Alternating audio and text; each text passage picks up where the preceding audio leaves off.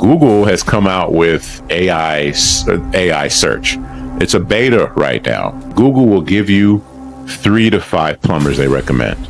There are no links. There's no website stuff. It's just, hey, these are the ones you need to pick. They don't want to send you to a website anymore. They want to keep you in the Google atmosphere, the same way Facebook wants to keep you on Facebook or YouTube wants to keep you on YouTube. Or another question or another thought is, hey, I don't need a website anymore. It doesn't matter. It's just all about the Google Business Profile. No, the secret will be what's happening on your website. What helps your Google Business Profile rank up is your reviews, your proximity to the search, and what's happening on your website. What Google's doing lately is a frequency thing. What have you done for me lately? The secret to marketing is... All right. Welcome back to the Amazing Marketing Show. Today is an episode that is going to be a little bit more like we used to do, where it's just Chris and I, and we're going to open up the kimono, open up the hood, open up the curtain, whatever metaphor you want to use, but all about marketing and our whole journey and experience with that. So before we jump into it, I'm Dmitri Smirnov here with my co-host, Chris Gray. Chris, what's going on? Dimitri, what up? I am living the dream and couldn't be more excited for this conversation because just like all of our episodes, we get to learn from our guest. But in this case, I think we're going to learn from each other because as well as I've gotten to know you over the last couple of years, there's still a lot I don't know, especially when it comes to your work. So I'm excited about that. And my first question to you is, what's the secret to marketing? Ooh, I love that question. I can't wait to turn it back on you. All right. So our marketing agency, we were focused on the trades.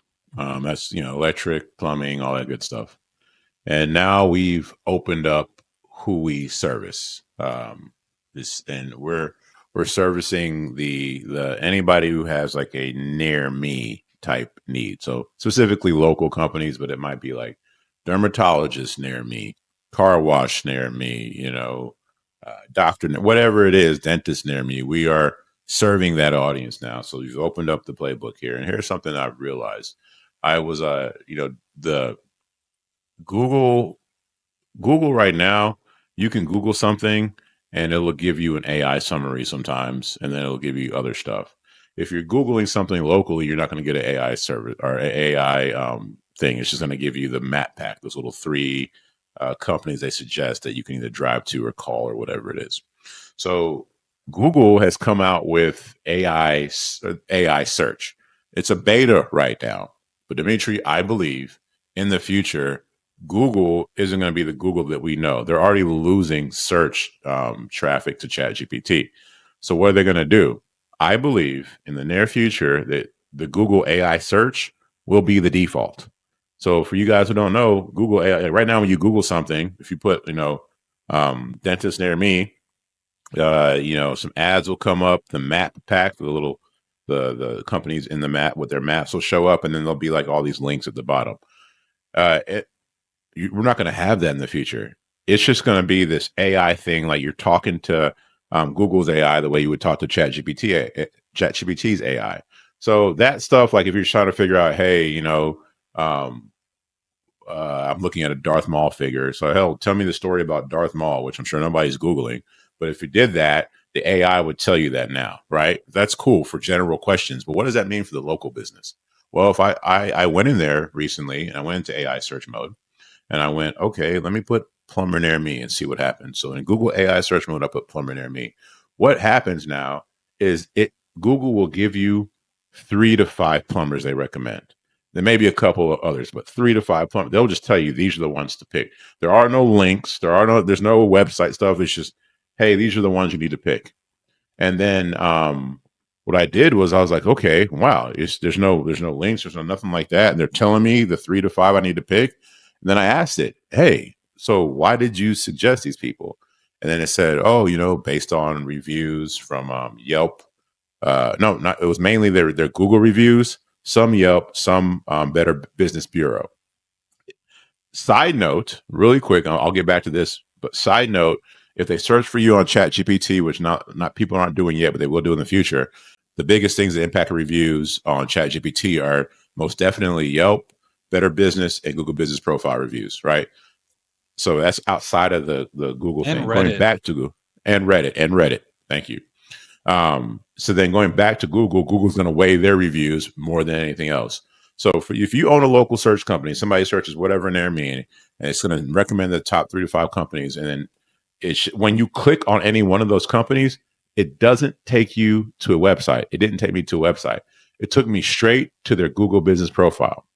So what I see happening with the near me stuff and the local stuff is that a lot of what's happening on your Google business profile is going to weigh in. Your reviews will weigh in, and they don't want to send you to a website anymore. They want to keep you in the Google atmosphere, the same way Facebook wants to keep you on Facebook or YouTube wants to keep you on YouTube.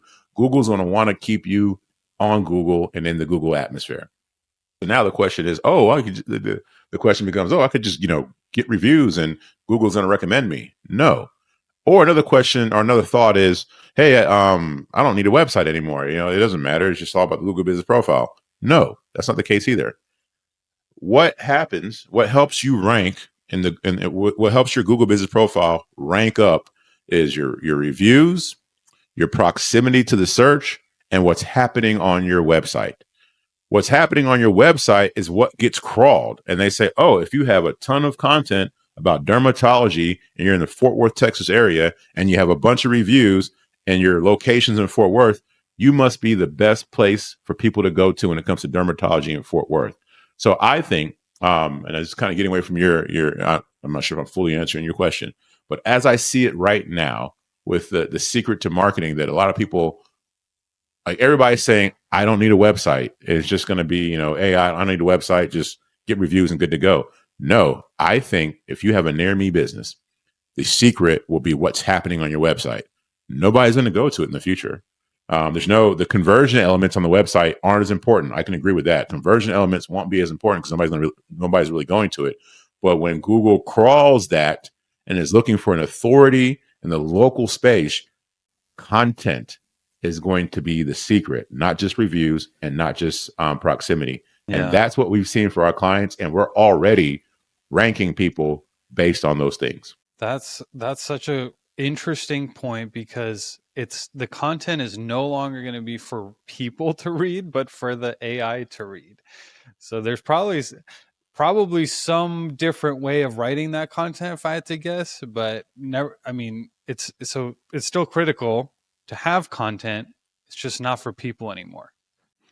1000%. And if you wanted to test this today, again, you can go to Google AI search mode, the beta, and check it out. If you go to ChatGPT and put it in search mode and you ask it these questions, it's pulling stuff and it's giving you these reference points. These reference points, where they're coming from. They're coming from a website. To Dimitri's point, the content now isn't so much for humans as much as it is for Google.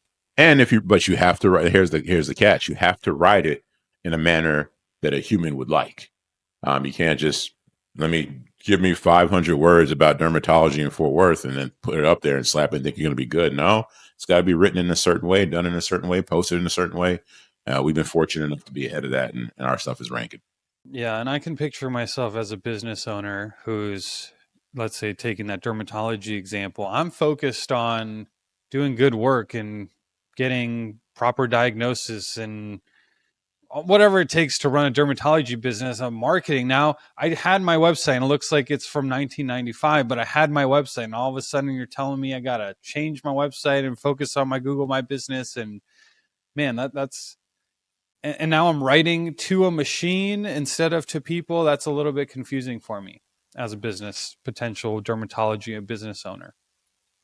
Oh, absolutely. And so then um, we've been able to, help simplify that. Man, look, right now, if trying to keep up with what's happening in the world of AI, it's like, I mean, you might as well try to stop the waves in the ocean or something. Like it's just so much coming at you over and over again. And I think we've done a decent job distilling what's relevant for our customers, and our customers being the near me people. And what we do is we take what we learn, um, kind of ride that wave as best we can, and ensure that we're in a position that we don't get caught with our pants down.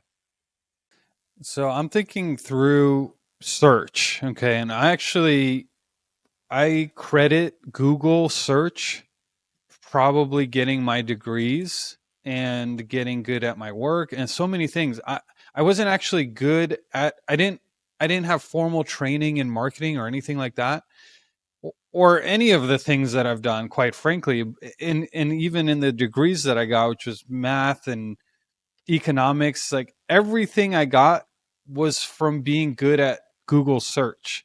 And now search is changing, which is kind of scary for me. Like part of my past is disappearing and what I was good at. But even in my personal routine now, I've replaced Google search in my own life. I use ChatGPT 99% of the time, unless I am looking for like an address of a restaurant that I already know I want to go to.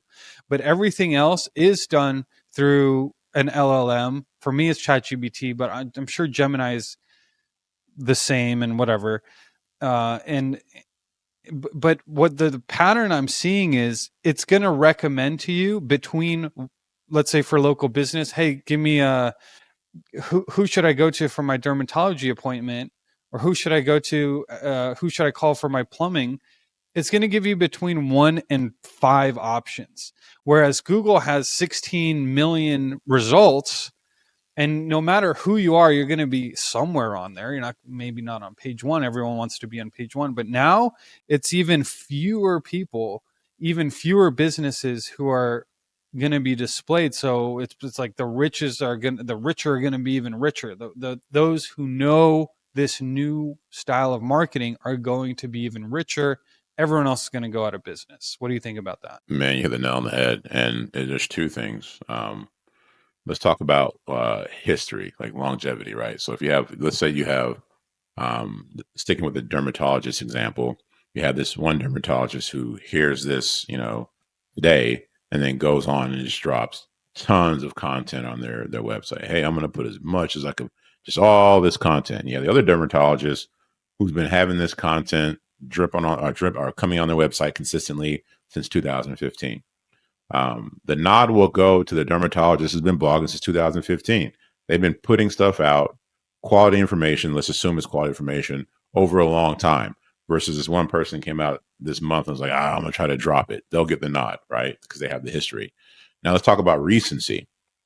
Um, sticking with the dermatologist. You can have one dermatologist who's got 1,000 reviews, and they're older. Then you have a new dermatologist who has 300 reviews, and they're again newer.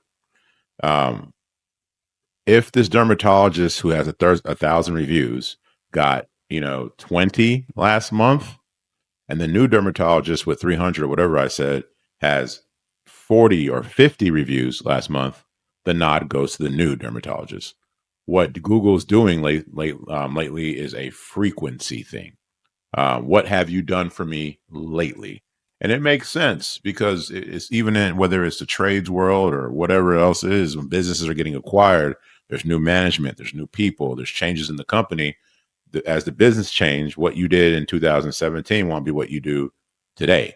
And so Google is giving an edge to frequency. And so again, this is a little bit, I'm giving a little bit of insight into the cocktail we're working with a history of quality content that Google feels is written for a human, and then a history of recent reviews, then obviously the proximity and a few other things.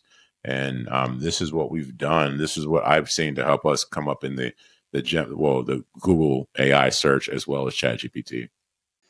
Yeah, hearing you say that, I want to ask you about some results, I guess, but just remind me to say it, or just tell me after this question. But it seems like marketing as a local business or for local business is different than the marketing taught at in the Ogilvy book that I have on my shelf here, or many other marketing techniques that are done for like more like big brands across the country or online businesses, it seems like it's more practical. It's just like get good reviews, have content, um, have a website, have a Google My Business that's optimized.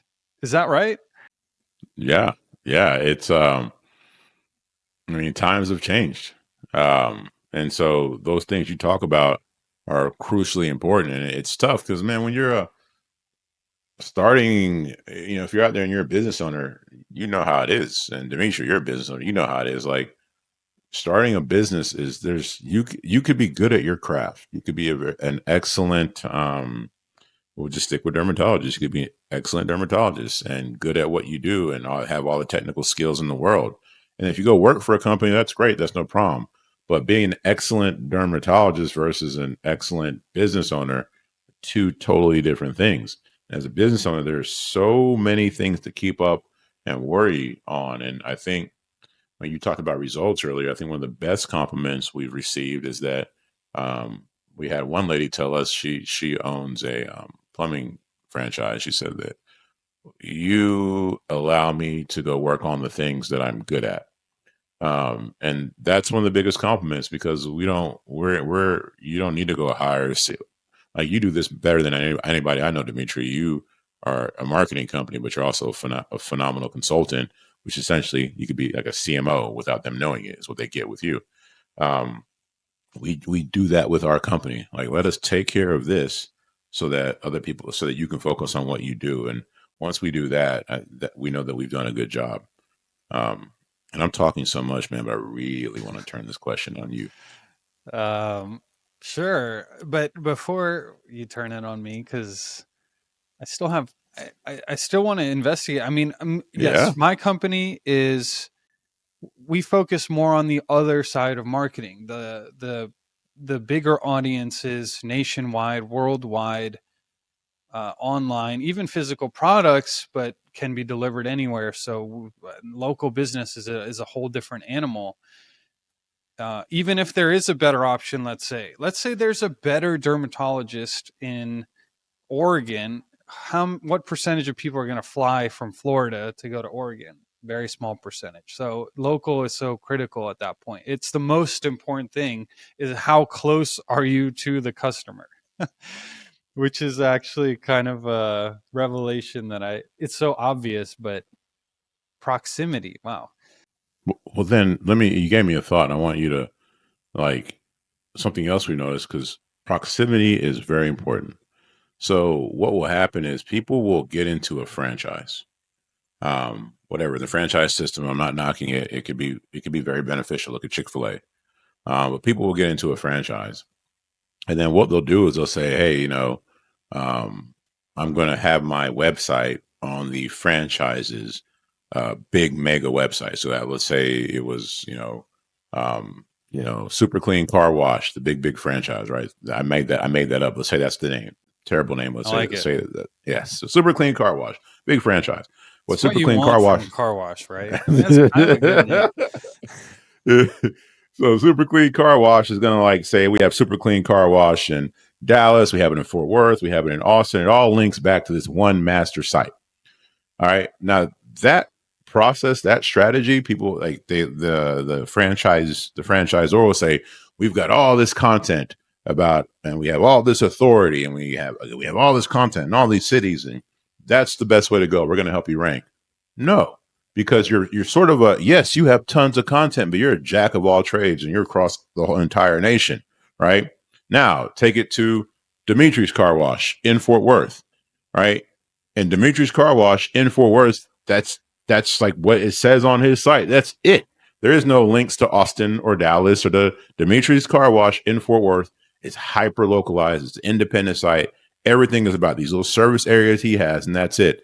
Dimitri's Car Wash in Fort Worth, a smaller site, will crush Super Clean Car Wash any day because Super Clean Car Wash, jack of all trades, focused on everything, while Dimitri's Car Wash is local. So again, back to what you're saying, proximity is huge, and showing Google that is huge. Chris, this 15 minutes of masterclass that you just gave me personally. I mean, this is that'd be a hefty consulting fee if this wasn't on the podcast. Honestly, like just this high quality information. If you're listening to this and you're not paying attention, you just missed out. I'm just saying, you just missed out on a lot. I also want to say the point you made about businesses complimenting you, say, okay, you've taken care of marketing, it's off my plate. That I feel like that's the ultimate goal of any business. What if it's again dermatology? Well, I am outsourcing my dermatology needs to you guys, the dermatology company, so I don't have to go take a dermatology get a dermatology uh lesson or a degree or in it or whatever. Like, I am outsourcing, I want you to fix it. Same thing with the marketing. So you guys are actually doing the job and getting it done, and the business owner can stop thinking about it. And another point that you made was really cool, is running a business is so much different than the operations of a business. Or but I guess that's why they have, you can become an engineer and then do engineering work, or you could study business. Not, I'm not saying you have to study business to become a businessman, but just to make this point, is the game of business is completely separate of the skill that you know really well. Mm-hmm. 1,000%. It's something else that, like, the game of business is like, to me, it's like a skill set on top of a skill set on top of a skill set. And you can stack a few of those. Great. If if you know your craft, you know accounting, you know how to manage people. Those are three skill sets and go get you far. But few people know all the skill sets needed to run a successful business. So then what do? You got to hire people. The way to shortcut that is to hire the people that do. I mean, you and I know people who hire operations teams. We obviously know people who hire marketers. We know people who hire operators. I know a guy who has a plumbing company. He's not a plumber. He doesn't know anything about plumbing, He's but he's a probably great better businessman. off. Exactly. And so we try to be that arm, that marketing arm for our clients. And I don't think there was a book, and I'll land this point with this. There was a book called "Oh, the Magic of Thinking Big," and back in the day, it was probably one of my most listened to books back in the day. And in there, he said something like, I'm going to paraphrase it, but he said that you don't need to be smart as much as you just need to be interested. And I think that's the difference when it comes to what I've seen with us versus some other people. Is this other big marketing company? They scaled huge. They got a big staff. You got some kids out of college sitting in a cubicle, just clocking in and clocking out. And this is just a job to them. And this franchise is just focused on growing the franchise. Where you got me and you, we're not. Look at our show. They're like, who? If we just, if you don't make a show about something, if you're not passionate about it. For That's you and I, like, marketing is, like we say, it's in everything. It's spaghettis. It's our life. And so you have somebody like us versus somebody who's got people in the cubicle. It's going to be a different product. That's totally true. And I don't think it hurts that we have our affiliate experience and spending your own money. This is what it comes down to, is your own dollars that you're putting at risk with no guarantee that it's going to even break even. And in that scenario, you definitely learn how to be efficient and effective, because you're going to run out of money if you don't. Whereas if you are the the kid out of college who's just punching the clock, you're using somebody else's money. You're not responsible for it. Ultimately, it's a whole different ball game. And I know small business owners like home service companies, but anyone who the near me, I mean, anyone ever, but especially those businesses, they're counting every line item on their expense report. They're wondering, like, what's this? What's that? Why is it going? Can we be more efficient? How can we be more effective with our marketing? They really care because it's their livelihood. Man, I couldn't have said it any better. Like, this is their livelihood, and we feel that. When things are great, we feel it. When they're worried, we feel that, like quite literally feel it for them. And we're like, hey man, what can we do? This is somebody's life. This is their kids. We see their kids. We know their kids. We know their wife. Whereas you got that kid in the cubicle, he just sees money, or he or she, they see money that's not theirs. And it's just like, oh, well, budget's $10,000. Oh, well, we spent $10,000. They got $300 back. Sorry, there's no searches. Nothing was working. Oh man, and if you know Google or any ad platform for that matter, but man, you could set a $10,000 budget, and Google's uh, rules state that they can spend up to double that every day. And you could have a scenario where, let's say it is $1,000 a day budget, or 10,000 for that. Well, let's just say $1,000 for a local business. It's a big campaign. It's that Google spends 2,000 all within the first hour of the day, meaning at midnight to 1 a.m., and you just blew the entire budget times two. As somebody who's actually paying attention to that, who's in the account, hands on in the account every day, segmenting by hour of the day, they'll see that. Hopefully that doesn't happen. There's ways to prevent that from happening, but at least they'll see that and make an adjustment. Whereas someone who is working for a big firm, again, maybe they don't have all the experience of affiliate marketing like we do. They don't spend every dollar like it was their dollar. They might not notice that for weeks, and they might not notice that it's spending at midnight ever, quite frankly. And why isn't this campaign working? I mean, it seems like we're spending the budget as we agreed, and we're targeting the right customers. So there's a lot more to it than that. And to end the point is that I think for every business, the goal is not to run through different marketing agencies. You don't want to replace your marketing agency every 6 months, but that's what a lot of businesses end up doing because they have this need to fill. I mean, it's a pressing need, and they don't want to learn the whole skill of marketing. So they keep trying to find companies, and they're not doing the job. When you finally find that company, I think it's a lifelong relationship potentially. And that's what it is. And I want to get to your thing, or I have the question for you. Or you talked about pay per clicks. I want to come back to you, but I think that's the key that a lot of people miss is it is about the lifelong relationship. Like, I'd rather again. There's a couple of agencies we know that are competitors are big agencies, and the front door is as big as the back door. It's about a churn. Like churn is a part of the process. Whereas we've had clients for 14, 15 years. We prefer that. Like that we want that intimate relationship. Or we don't scale big. We're more like a Navy SEAL team. We want a small group of people who are really good at their individual skill set. That's how we built the company, and that's how it's worked. But really quick, you were talking about pay per click, Dimitri. When it comes to pay per click and Google Ads in general, I don't know of anybody as skillful as you with it and as effective. So I want to turn this question back to you in general from where we stand today. What is the secret to marketing? The secret to marketing is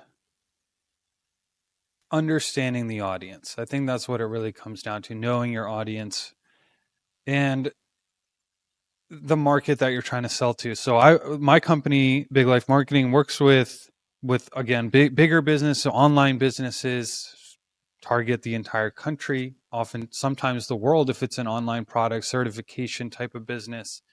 And there's kind of two ways of going about a market, and I put a lot of these books that are the old school type of marketers, the direct response people, legends like Ogilvy and others that kind of teach this, but it's you can create a market or you can not take advantage of a market, but I think you know what I'm saying. It's very difficult to create a market. Therefore, most businesses, they try to pick customers out of a market. So if you understand the market, if you understand that audience, you can present them with the right messaging. If you present them with the right messaging, they can be persuaded or persuaded, depending on the book you read. But into buying your thing instead of your competitors. There's generic marketing, and then there's like dedicated marketing. And I think the secret to marketing is speaking the language of your customers and delivering what they expected. As simple as that sounds, most people try to force feed their own vision of how they want to sell their product. That's, you of course add your own flair to it, but don't swim upstream. Kind of go with the flow, add your own spin to it, and then of course there's the math side to it, optimization and all that, and I can happy to get into that too. Yeah, please. Like, I want you to continue. I'm hanging on. So, like, get into that, please. Okay, so there's well, this, let's say the word marketing, and we are the amazing marketing show. Marketing is in everything. Here's why I love marketing personally. I think marketing is the perfect combination of math and creativity. I'll, I can actually think of no better um, job, no better way to bring those two things together. I like creative and I like math. So, what are ads? Ads are creative effectively. So are landing pages, websites, and even strategy. All this, you have to be pretty creative using the right side of your brain. That's creativity. Once you put all that stuff out into the world, you're going to get feedback. In other words, data. And you have to analyze the data. And here comes the math part. The data is just numbers, really. And so, but if you apply the right math principles to it, it'll tell you a story. And better than I do, actually. Chris is an incredible copywriter, story writer, but everything is stories, and data paints a story. And so there's a story that you're telling your customers through your creative and your advertising, and then there's a story that they're effectively replying back with their behavior, and then the data paints a story. So it's this loop. Well, okay, now I'm reading the feedback of the data and I'm adjusting the story that I'm painting to the customers. And it's this circle of life of marketing. And it never ends. It just continues to optimize and get better. And now the market does change. There's the economy changes, certain things change, and so there's constant adjustment. But it's like a dance almost. You can dance forever technically, and it could be enjoyable for all parties. The thing that I really want to circle back to what you just said. Um, there's something that I've noticed about you, and I've told you this before. For y'all who don't know, Dimitri is a Renaissance man. He's a genius with math, and I don't say that like lightly, like a walking calculator, just do do do do, robot, right? And usually when people are like that, then like they're weird, and that's it. Like they're just like they're so. I guess that's the left brain, right? They're just so left brain, like they're socially awkward, and it's just almost on the spectrum. And not in the bad. I'm just saying that's but you have that. And at the same time, you could write a poem that has so much depth and breadth to it that is amazing, right? It can make somebody cry. And you have this. And so to the point where you're talking about where it's this you're in this space that allows you to leverage your ability, which is so unique, to use both sides of the brain. And so with that said, the math component to marketing is so crucial. I have to like chat GPT stuff and it's not super natural to me. I have to go figure things out or ask people. Whereas I think one of the many strengths that I've seen you bring is your ability to look at data and then see, like you were saying, see the story, see what's happening, and then adjust. I don't, without that skill set, I don't think that you have the company or the clients that you have right now. And ChatGPT is making it so much easier to read that story, and I use it too to shortcut it, because it used to take me, I mean, dozens of hours I would spend in manual spreadsheets and trying to find this pattern. And now with the AI, it makes it simpler, and I think it's more accessible to more businesses. It's not just the 50 million and up revenue businesses that can afford to go through that, whatever revenue you're at, prompt you can prompt it such that it will give you some positive result. Now you do have to know what you're looking for, and sometimes I'll see this even in my team when I'm reviewing things. It's like, well, you can't just trust the output Yep. 100% Yep. because sometimes it hallucinates. It'll just come up with something I have no idea where it came from. Other times it may appear like this is, oh yeah, okay, well, it definitely knew what I was asking and it read the data and here's an output and it seems right. Well, oftentimes it's not. Okay, so we're not quite there where the AI is going to do everything for you. And by the way, I don't think that's ever going to happen. I think in our world there are certainly people who are doomers and gloomers and say AI is eating everything and it AI is eating some things, but is it going to eat marketing? No, because AI is a tool that's going to be available to everyone. Is everyone going to get the same amount of customers in that case? Still no. Okay, there's still going to be strategy behind it. There's still going to be people who are doing better than there's going to be companies that are doing better than others even though they all have the same tools. So why is that? Because there's strategy, because there's thoughtfulness behind it. I mean, someone has to win. It's capitalism, right? So it's not social, it's not communism where everyone's going to get the same amount of business. And in communism basically would be zero business. Right? But so I'm not a gloomer in that regard. I going back to what you were saying with the whole Chat GPT and then or AI and you not being a doomer and gloomer. What I you're right that Chat GPT makes the math part of things easier and it makes a few things easier. But I think I look at it where when you let's just assume that the Chat GPT and everybody just didn't hallucinate and was just spot on and gave you really accurate information, right? You have this nice weapon. Sticking with the weapon analogy, if you give me a gun, right, and I shoot it, or you give a special ops guy a gun and he shoots it, it's going to be two different outcomes. Like I'll be okay or whatever, but this special ops guy is going to be like ding, ding, ding, right on the money, headshots all the time, which is because this tool has magnified something that they love and something they're good at, and they put a lot of reps in. Um, and I think that same thing with AI. You give me AI to do my math, and it'll be good, it'll be decent, right? And I gotta check it, make sure it's not hallucinating. It'll be better than what it was when it was just me. But you give you somebody who's already put all the reps in with math and is good at it, give you that tool. Oh, now we've just it's like you're cheating now, like we're giving you roids or something. And that's how I feel actually. In the last year and a half or so, I've never been more excited about anything in terms of the work that I'm going to be able to do within the agency and in my own personal life too. Because as I mentioned at the beginning of the episode, my number one good skill, and I think I said this on stage one time. I kind of got these like chuckles or something, but I'm like, I'm just good at Googling.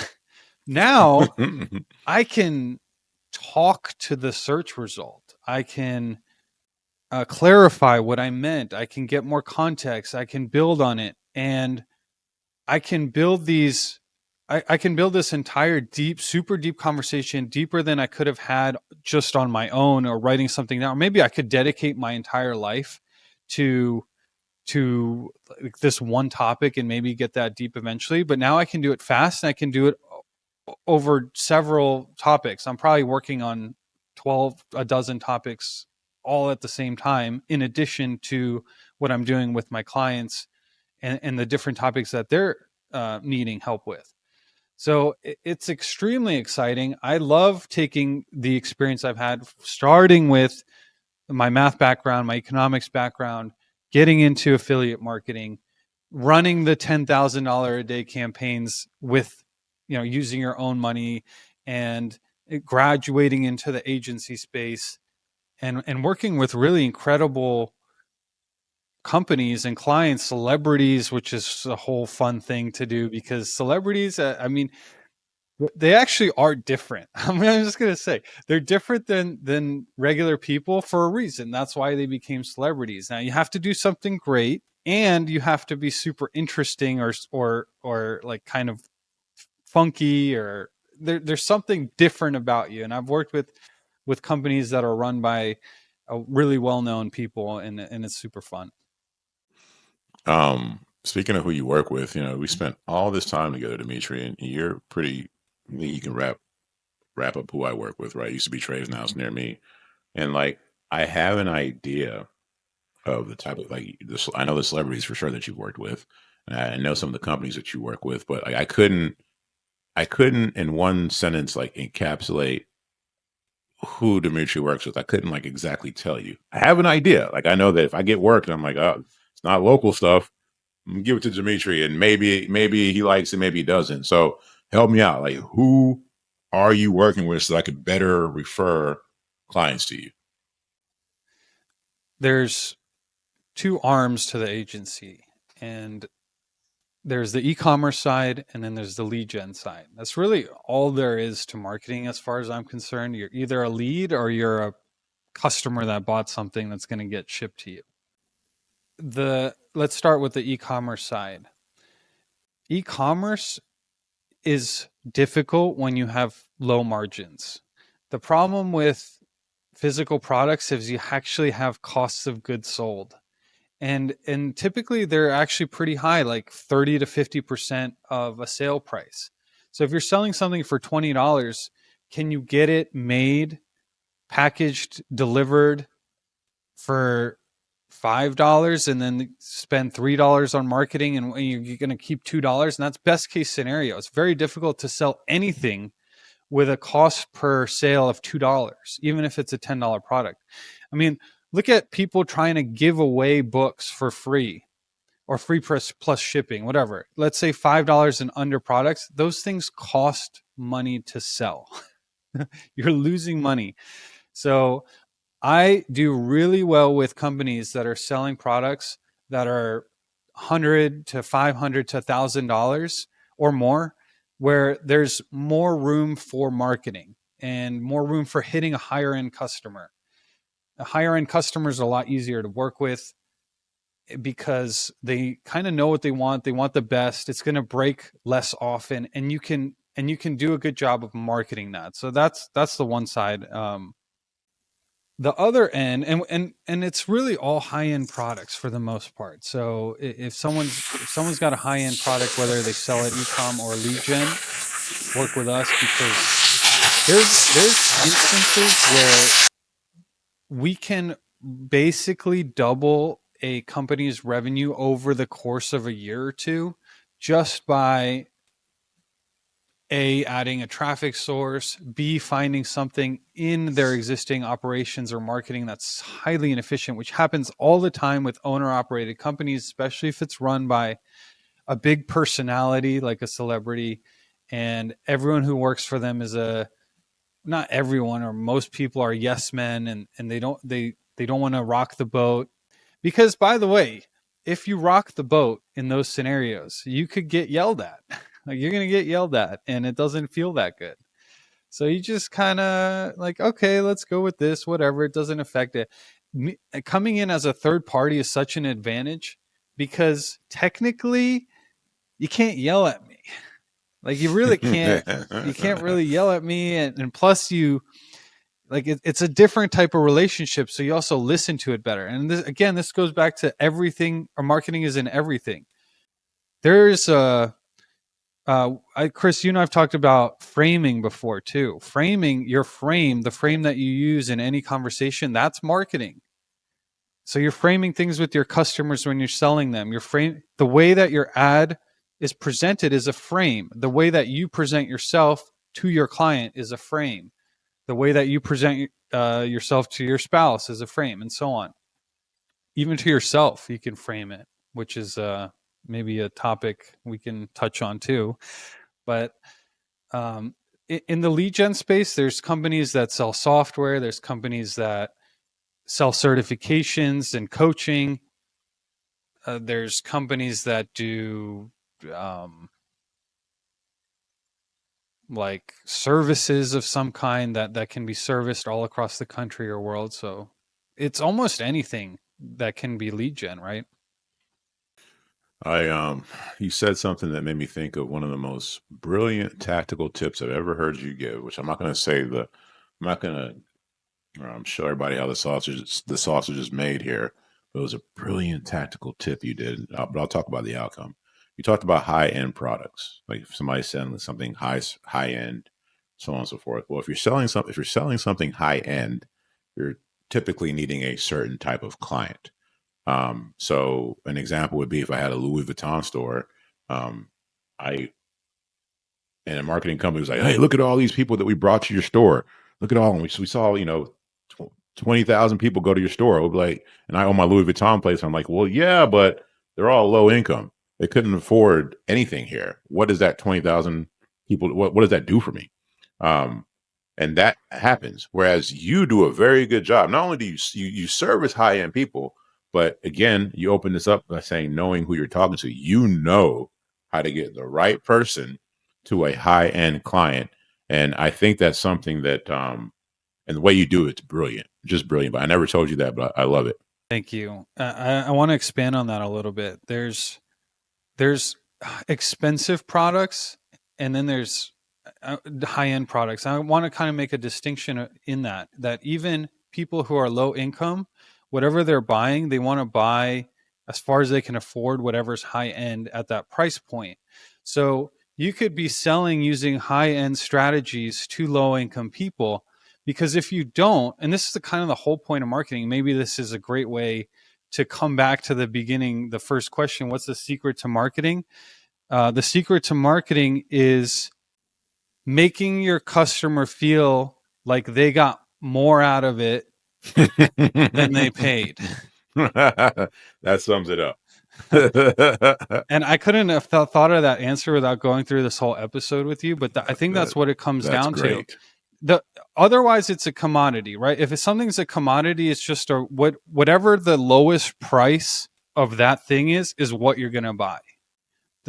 It's not it's there's no complexity. If you have three options, they're all exactly the same, you can tell no difference between them, you'll take the one that's the cheapest. Now comes in marketing.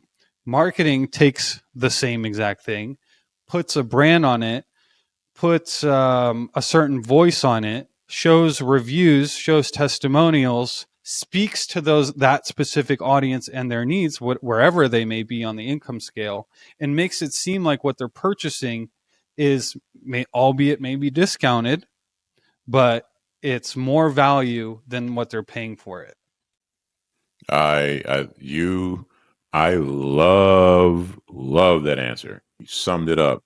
That's what it comes down. Everybody wants to feel like they got a deal. Nobody wants to make a big purchase and then go home to their spouse and get criticized. Yeah. They have to be like, no, babe, but this is this, that. And then if I didn't get it now, I wouldn't have saved 70%. Like, do people want to feel like they came out on top? They don't want to go home or talk to their spouse and feel dumb. So they got to feel like they are winning. Yeah, they got a deal, and it's something that's worth more than the price they paid. Absolutely. Uh, yeah, man, that's. I guess that's all it comes down to, just to give your customers a deal, and that's how you build in the margins. That's how you can grow your company. That's how you can have money to spend on additional marketing, and because otherwise, again, it's just a commodity. There's actually no money in a commodity. Like that, by definition, in capitalism, there's no margin ultimately in a commodity. So that's why marketing is so critical, is because that way you can earn a higher price point. And then before we wrap up, I want to expand on this just a little bit more. You open up about knowing the customer. I use an example of somebody, getting a deal and feeling like they came out on top. They got something they pay less than what it's worth. That's and this is something that you're good at, really good at, is when you know the person. When it comes to like, you can speak to emotion, and when you speak to that emotion, they can then justify why what they paid was less than what this thing worth. Like for example, we're both in front row dads, and there's different levels to it. And we pay for a high level, and we pay to go to events. We pay this and that. Another person would be like, "Why in that? You paid what to be a part of this group, and you paid what to go to that event, and what?" But for us, it's worth it, and we could say that to the wives. Like we could say that to our wives, like, "Hey, that helps me be a better husband and father." You can't put a dollar on that.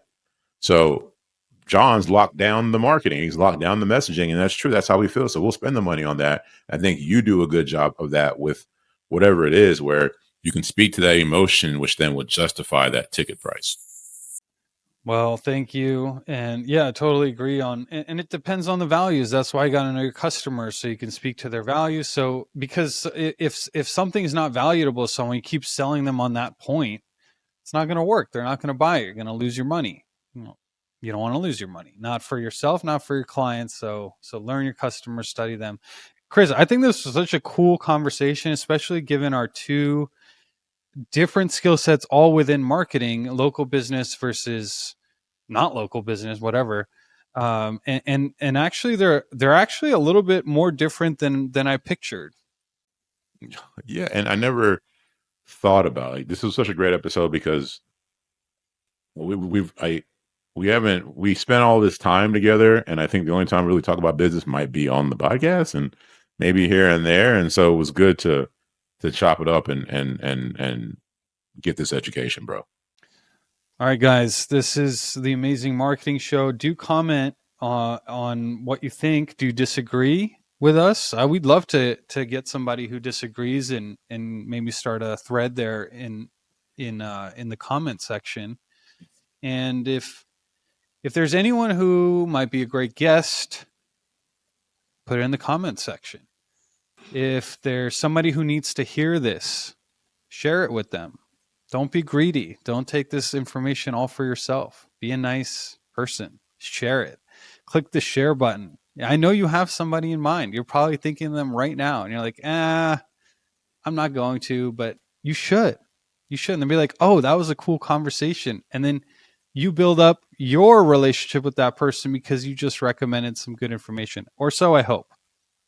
And one more thing to add to that, a um, sometimes like if I go to Starbucks, I'll buy. It's the whole thing. I'll buy the order of the person behind me or something, or whatever it may be. Like I'll try to do some goodwill or whatever. And some of the easiest goodwill you could do for us or anybody else out there is like if you're listening to their podcast on Apple or some other streaming device, just review it. You could just leave stars. Like, oh, I give this podcast 5 stars.